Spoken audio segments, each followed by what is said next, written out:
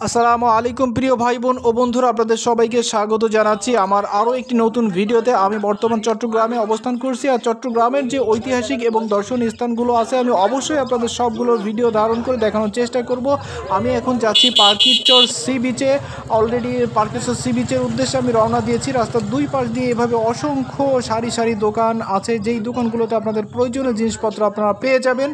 আর এভাবে রাস্তার পাশে গাড়ি পার্কিং করা আছে। দূর দূরান্ত থেকে অনেক দর্শনার্থী আসে, রাস্তার পাশে গাড়ি পার্কিং করে রেখে তারা সি বিচের উদ্দেশ্যে রওনা দিয়ে সামনের দিকে যাচ্ছে। এই দোকানে আপনারা দেখতে পাবেন অসংখ্য প্রয়োজনীয় জিনিস, যেখানে কসমেটিক্সের পণ্য থেকে শুরু করে জামা কাপড়, তারপরে ছোট ছোট বাচ্চাদের খেলনা পাবেন, এখানে টুপি পাবেন, আবার বিশেষ করে এখানে বার্মিজ বাদাম আর ঝিনুক পাবেন। এটা কিন্তু ঝিনুক হচ্ছে সি বিচের অন্যতম একটা আকর্ষণ, আমাকে খুবই মুগ্ধ করে আমি যখন সি বিচে যাই। সি বিচের এই ঝিনুকগুলা সমুদ্র সৈকতের সৌন্দর্যটাকে বাড়ানোর জন্য কৃত্রিমভাবে অনেক উদ্যোগ নেওয়া হয়েছে। এখানে সারি সারি গাছ লাগানো হয়েছে। এই গাছগুলো কিন্তু এই সমুদ্র সৈকতের সৌন্দর্যটাকে অনেক অংশে বাড়িয়ে দিয়েছে। আর এই গাছের নিচে অনেক দোকান আছে, যেই দোকানে মানুষ রোদের সময় এখানে যে তাদের খাবার কিছু প্রয়োজন হলে সেখানে যে খেয়ে নিতে পারে, এবং দূর দূরান্ত থেকে যারা আসে তারা এই গাছের নিচেই কিন্তু তাদের বিভিন্ন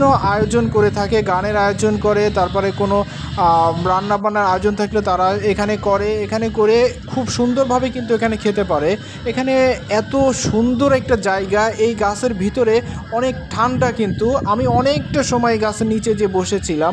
সমুদ্রের কিনারায় যেতেই আমি দেখি একটা ছেলে এভাবে একটা পাখি উড়াচ্ছে। পাখিটা কিন্তু একদম ন্যাচারাল দেখা যাচ্ছে। আমি প্রথমে দূর থেকে মনে করছিলাম যে এটা অরিজিনাল কোনো পাখি হতে পারে, হয়তো বা সমুদ্রের কাছে উড়ে আসছে, কিন্তু আমি কাছে যেতেই দেখি না, এটা একটা ছেলে একটা পাখি উড়াচ্ছে। সে পাখিটা দেখতে অনেক সুন্দর লাগছে না? অনেক সুন্দর লাগছে পাখিটা দেখতে। কেউ বুঝতে পারবেন না যে এটা আসলে কেউ উড়াচ্ছে নাকি এটা নিজের থেকে উঠতেছে। বালুর উপর দিয়ে আমরা সামনের দিকে যাচ্ছি।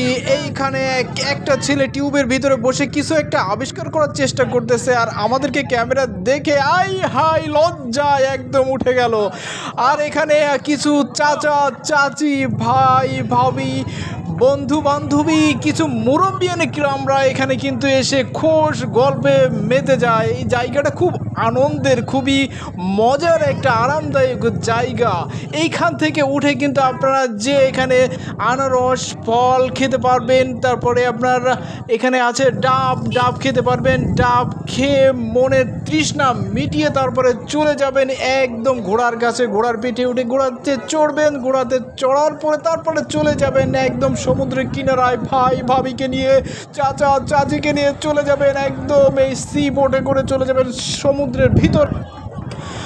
প্রাকৃতিক ঝর্ণার মতো এভাবে সারাক্ষণ পানি বেয়ে চলছে, একদম সমুদ্রের ভিতরে চলে যাচ্ছে।